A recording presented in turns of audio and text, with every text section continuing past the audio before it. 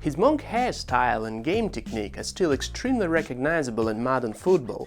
Everybody still admires him, even though he finished his career long ago, and he is often voted as one of the most famous people in France. Welcome to Personality Matters. I am Arthur Camps, and today we will be talking about Zinedine Zidane. Zidane is famous not only as a player, but he has also excelled as a coach. Let's first look at what makes him a great player. Zidane had excellent control of the ball. No matter from what distance he received the ball, he was able to stop it dead and immediately protect it with his body from an attacking player. He had excellent dribbling skills too. He performed the so-called roller coaster so exceptionally well that even though he is not the one who invented the technique, he became the one who is most often associated with it. He did it with such great mastery that it always thrilled spectators. In addition, Zidane had a great vision of the field. Coupled with his skill at passing, it allowed him to direct the game and orchestrate the attacks of his team. Also, Zidane demonstrated great leadership skills that, let's be honest, mean a great deal in sport. Because who's gonna inspire the troops when morale is low? These same leadership skills are probably what led Zidane to become a great coach.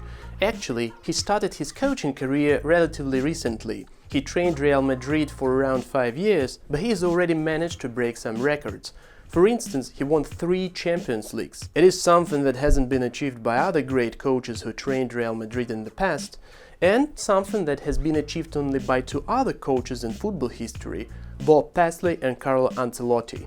But what makes Zidane stand out is that he won all 3 in a row: 2016, 2017 and 2018, which in itself is a fantastic achievement. Zidane grew up in a difficult neighborhood in Marseille. He used to play football with his friends at the square known as Place Tartan. That's where he perfected his technique, mastered the control of the ball and started his way up to glory.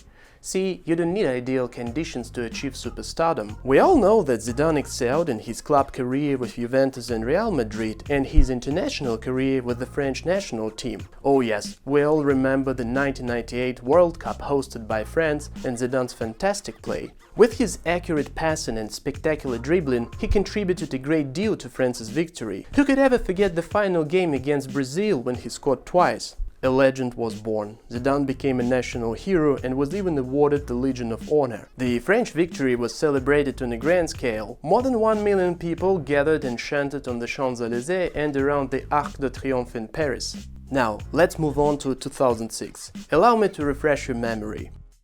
We all had these primitive cell phones back then, and YouTube was only 1 year old. Well, actually, I wanted to remind you of the World Cup final, France versus Italy. The match was tense, both teams desperately wanted to win, and the players fought like tigers. The standard 90 minutes were not enough to define the winner, so the teams continued to play in the allocated extra time. And then it happened. Zidane ended his career in the most memorable fashion by headbutting the Italian player Marco Materazzi. The latter had insulted Zidane's family, and Zidane reacted to defend their honor, which led him to be sent off the field. Well, no need to dwell on the story too much, because you know it so well. In 2004, Zidane was named the best European football player of the past 50 years. No doubt, his legacy is immense. For decades to come, he will continue to inspire a new generation of young football players and just about everyone who ever dreamed about huge success in life. Thank you for watching Personality Matters. We talk about people who made the world. Until next time, I am Arthur Camps.